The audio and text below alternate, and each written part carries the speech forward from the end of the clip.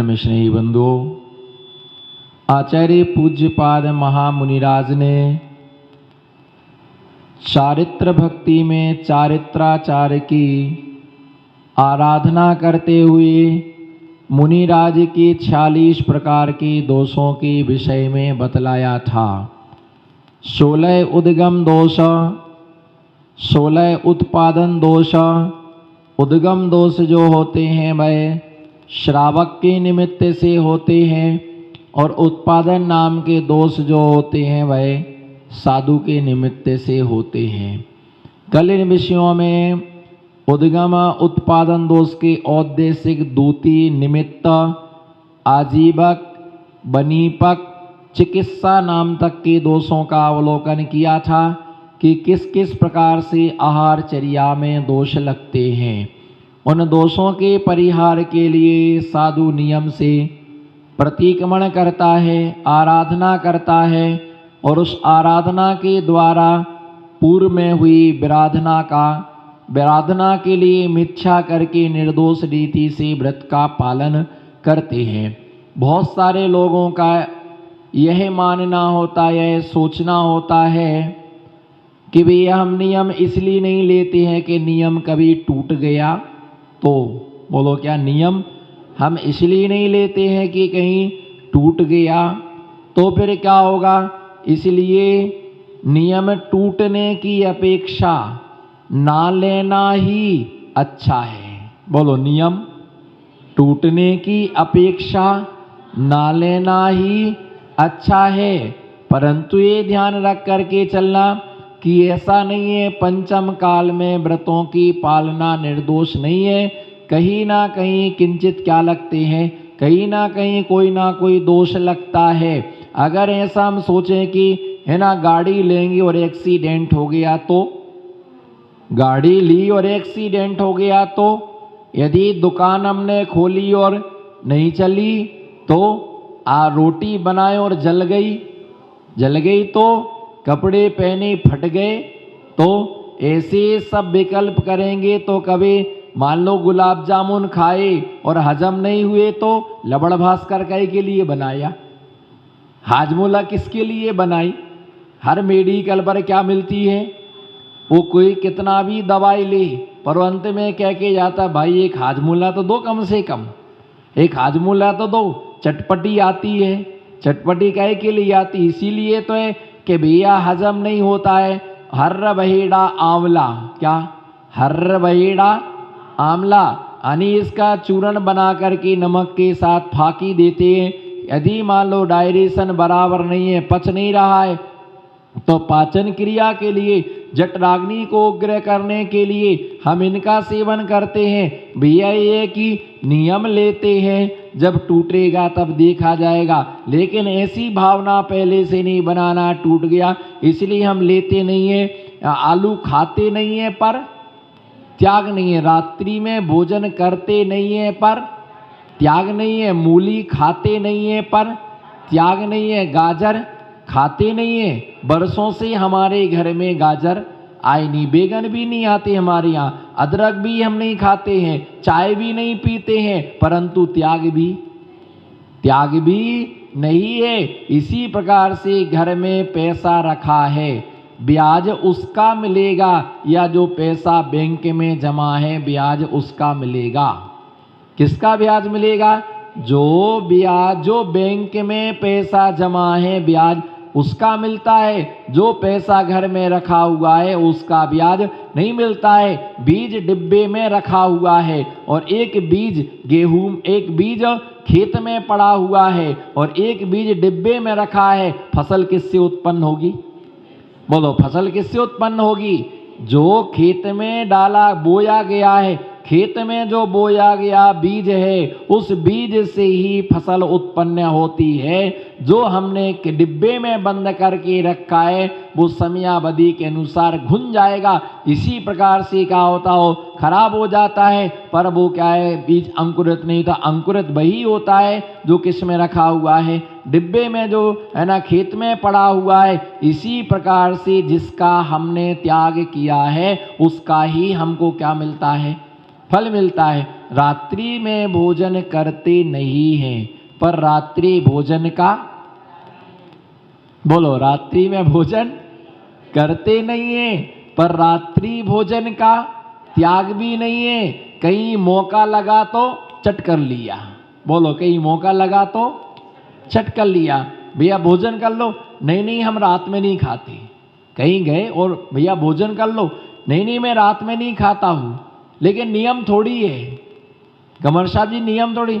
हाँ हाँ महाराज ने कहा तो था, पर मैंने नियम लिया नहीं था। फिर भी जहाँ तक बनता है तो पालन करने की कोशिश करते। तो एक आध दिन तो ले लो कम से कम, आज आए हो तो आप आज हमारे साथ दे तो लो। एक दिन की तो छूट है आपके लिए, एक दिन तो चल सकता है इतना। चलो वाह ठीक है, तुम्हारे बात रखता हूँ, ले लेता हूँ। और उनके साथ में क्या होगा, जैसे ही के साथ में तैसे ही, बोलो, जैसे ही के साथ में तैसे ही बैठ गए। लोहार के साथ बाड़े की जोड़ी क्या हो जाती है, जम जाती है।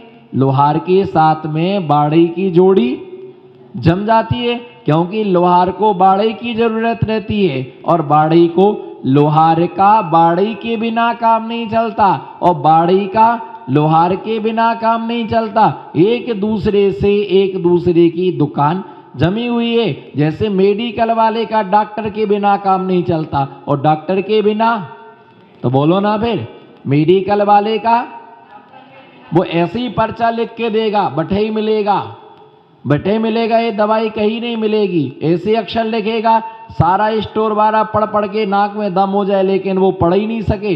वो तो वही जाने है ना कि ये क्या दवाई चाहिए, क्योंकि कमीशन क्या है, कमीशन क्या है, फिक्स है। तो इसलिए वो दवाई कहाँ मिलेगी, वहीं मिलेगी, है ना, वही डॉक्टर लिख करके देगा। तो इस प्रकार से डॉक्टर का मेडिकल के बिना और मेडिकल वाले का डॉक्टर के बिना काम नहीं चल सकता है। ये तो सब फालतू की बात थी। अब असली बात आप बोल के बताओ।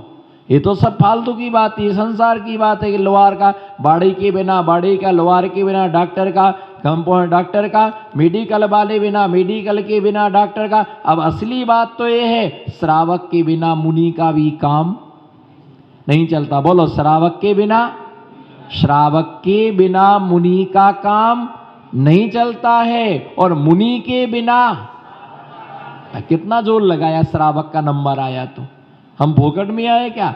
मुनि का, श्रावक के बिना मुनि का काम नहीं चलता, और मुनि के बिना श्रावक का काम नहीं चलता है। एक दूसरे को क्या है ना, प्रेरक है। जैसे साइकिल में दो हैंडल होते हैं, है ना, एक बड़ा हैंडल होता है जिसको पकड़ कर क्या होती है, चलाते हैं, और एक छोटा सा पतला सी डंडी होती है, इसका नाम क्या है, ब्रेक का होता है। तो बस श्रावक और साधु ऐसे ही होते हैं कि दोनों एक साथ नहीं रहते हैं, पर एक साथ हुए बिना रहते भी नहीं है। श्रावक के बिना साधु का काम नहीं चल सकता है, और साधु के बिना श्रावक का काम नहीं चल सकता है। साधु की चर्या कौन कराएगा, आहार कौन देगा, बोलो, आहार श्रावक।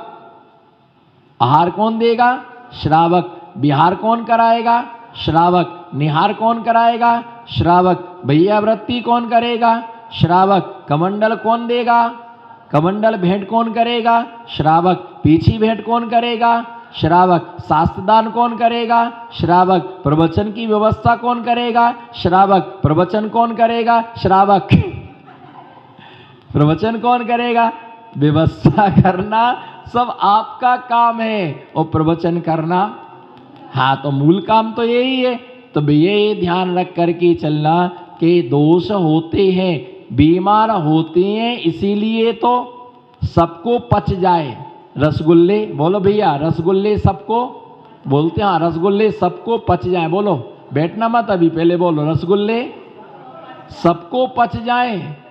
तो बे डॉक्टर का बैठ जाओ। हाँ, रसगुल्ले अगर रसगुल्ले सबको पच जाए तो फिर अगर किसी के असाता वेदनी कर्म का उदय ना आए तो डॉक्टर खुद बीमार हो जाए।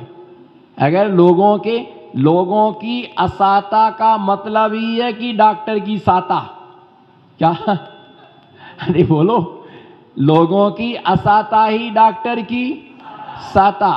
और यदि लोगों को रही साता, जब लोग बीमार होते हैं तो डॉक्टर पूरा स्वस्थ रहता है, और जब पूरे दुनिया के लोग स्वस्थ रहते हैं तो डॉक्टर बीमार रहता है, क्योंकि कोई आ ही नहीं रहा है, कोई आ ही नहीं रहा है, कोई आ ही नहीं रहा है। तो ये ध्यान रख करके चलना कि ऐसा जो है ये स्थिति है कि अगर सब पचने लग जाए, किसी को बुखार ना चढ़े, किसी के लिए खांसी ना चले, किसी को जुखाम ना हो, किसी को हाथ पैरों में दर्द ना हो, फिर डॉक्टरों का काम क्या? मेडिकल का। दोस्तों बीमार होते हैं इसलिए दवाई लेते हैं, इसी प्रकार से दोष लगते हैं, इसीलिए प्रतिक्रमण आदि करते हैं। आहारचर्या में भी दोष लग जाते हैं, बिहार में भी दोष लग जाते हैं, है ना। अनेक प्रकार के दोष क्या हैं, लग जाते हैं, है ना। इसके लिए दिया है कि जैसी आहारचर्या में है, हूँ हाँ नहीं करना चाहिए, लेकिन श्रावक नहीं समझते हैं तो सांकेतिक भाषा बोलते नहीं है पर इशारा कर देते, ये भी क्या है?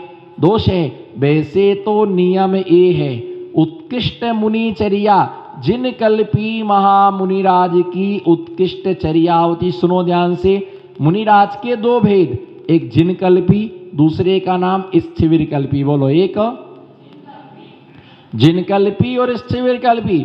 जिनकल्पी जो महामुनिराज होते हैं वो 4 महीने के उपवास करते हैं, 4 महीने आहारचर्या को नहीं उठते हैं, वो किसी से भैया वृत्ति नहीं कराते हैं, जंगल में रहते हैं, एकल बिहारी होते हैं, है ना। ना उनके कोई शिष्य होते हैं, बस उनके गुरु होते पर वो अकेले रहते। वज्र विषम नाराज सैनन के धारी होते हैं। अगर रास्ते में चलते समय उनको पैर में कांटा लग गया, बोलो उनको पैर में कांटा लग गया, तो निकालेंगे भी नहीं और किसी से निकलवाएंगे भी नहीं। अगर आंख में कीचड़ जम गया तो अपने हाथ से निकालेंगे नहीं और किसी से निकलवाएंगे भी नहीं। आंख में कांटा लग गया तो बस निकालेंगे भी नहीं, निकलवाएंगे भी नहीं। इसी प्रकार से रास्ते में जा रहे थे और चींटियों की लाइन चल रही थी। ध्यान से सुनना श्रोताओं, ये मूल सिद्धांत में कोई नहीं सुनाएगा, भले श्रद्धा करना ना करना पर सुन तो लो, है ना। ये निश्चित मान के चींटियों की लाइन चल रही, मुनिराज जा रहे हैं तो उनको लांग करके नहीं जाएंगे, वो चींटी को लांग करके नहीं जाएंगे, फिर पीछिका से परिमार्जन भी नहीं करेंगे, पीछे भी नहीं लौटेंगे, दायां भी नहीं जाएंगे, बायां भी नहीं जाएंगे, बैठना भी नहीं है, बस जहां खड़े हैं वहीं पर, जहां पर खड़े हैं। कितने दिन तक? पूछो, कितने दिन तक, कितनी देर तक?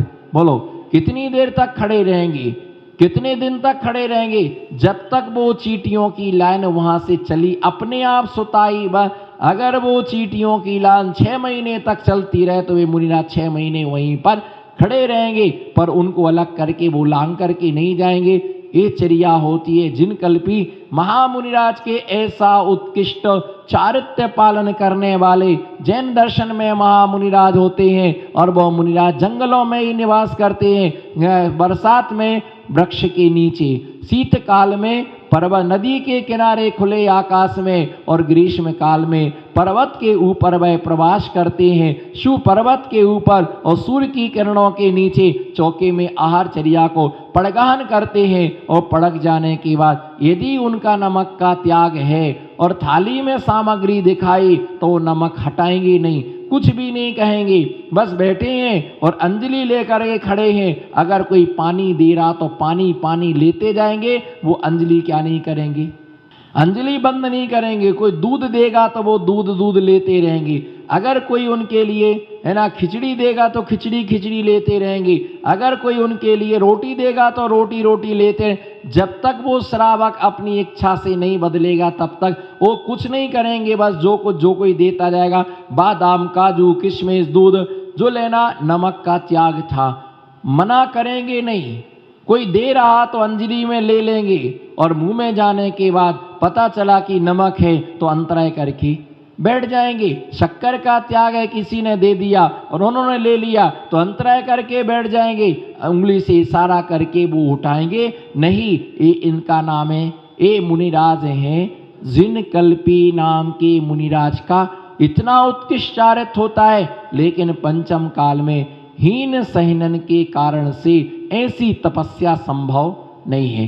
पंचम काल में तपस्या संभव है, बोलो पंचम काल में, हाथ उठाओ, पंचम काल में तपस्या संभव है, पर जिन कल्पी मुनिराज जैसी तपस्या संभव, जिन कल्पी मुनिराज जैसी तपस्या संभव नहीं है। अगर नमक का त्याग है तो वो उंगली से इशारा कर देते हैं, इसको आप अलग कर दीजिएगा, यही सहनन की हीनता है। यही क्या है, बोलो ये क्या है, नमक का त्याग है, नमक हटा दीजिएगा, क्योंकि कोई दे देगा तो अंतराय हो जाएगा, ये उंगली से ऐसा करना यही सहनन की, बोलो ना, यही सहनन की हीनता है। कोई पानी दे रहा था, 2 अंजलि लेकर के अंजलि बंद कर ली, नहीं चाहिए, दूध ले लिया, उसके बाद अंजलि बंद कर ली, बस यही सहनन की, बोलो ना, यही सहनन की हीनता है। भैया थकान हो रही है, हवा कर दीजिएगा, यही सहनन की हीनता है।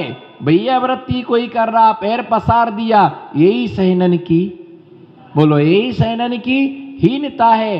अस्वस्थ हो रहे हैं, अनुकूलता नहीं बन रही है, औषधि दान दी श्रावक दे रहा है, यही सहनन की, ये सहनन की हीनता है, जिसके कारण से औषधियों का उपयोग करना पड़ रहा है। इसी प्रकार से और भी चीज है ना, पाटा चुपता है, घास बिछा दी, यही सहनन की क्या है, यही सहनन की हीनता है। पैरों में क्या पैर फटने लगे, कांटा लग गया, श्रावक ने निकाल दिया, है ना, पैर में यदि कहीं तकलीफ हो गई, बैंडेड लगा दिया, है ना, छाला आ गया, उपचार कर दिया, यही सहनन की क्या है, यही सहनन की हीनता है।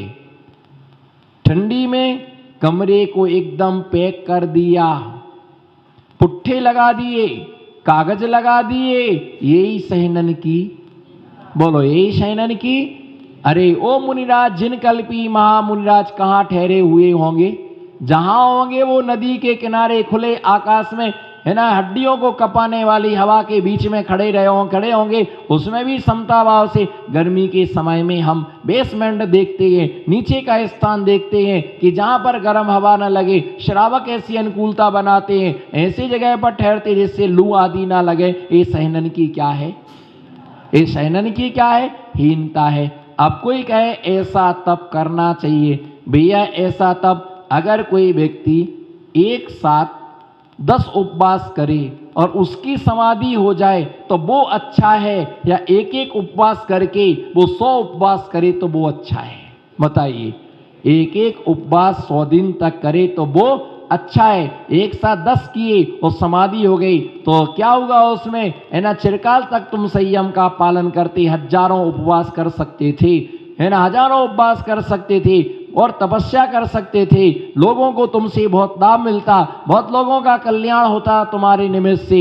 इसलिए क्या है कि प्रभावना के लिए आहार भी क्या है, आवश्यकता है। आकुलता व्याकुलता का परिहार करने के लिए साधु क्रम क्रम से साधना करता, जितनी शक्ति हो उतना करना चाहिए। पंचम काल में दिया कि स्थिर कल्पी जो साधु होते हैं वो इत्यादि धर्मशालाओं में रहते हैं,